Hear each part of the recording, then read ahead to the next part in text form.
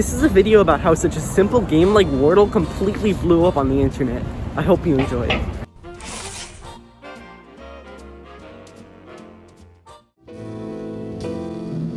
I think that the largest factor in Wordle's success was its overly simple design. Take this simple interface. It's got a really clear title, and it's also just very plain and easy to understand. It's got a built-in keyboard so anyone can play, even people on their phones. It's also got this really cool analytics page which tells you all the information you need, like how many games you've played, what's your win percentage, what's your streak, etc.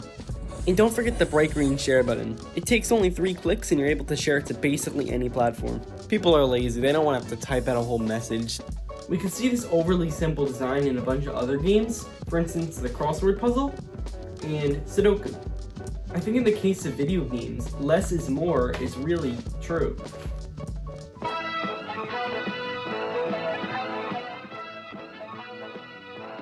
Addiction can be a serious issue in gaming. I'm not going to say something like Wordle is dangerous, but it does possess some traits of these addictive games.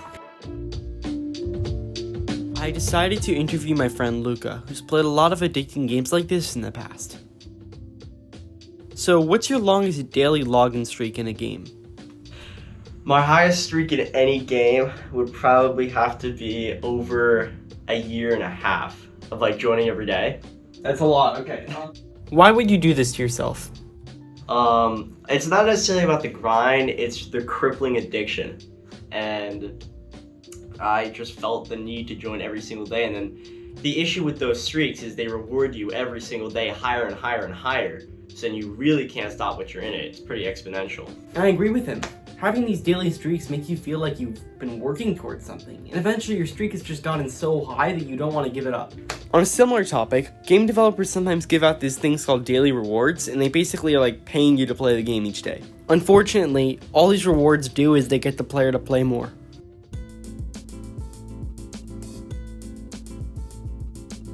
I'd also like to expand on the social aspect of the game.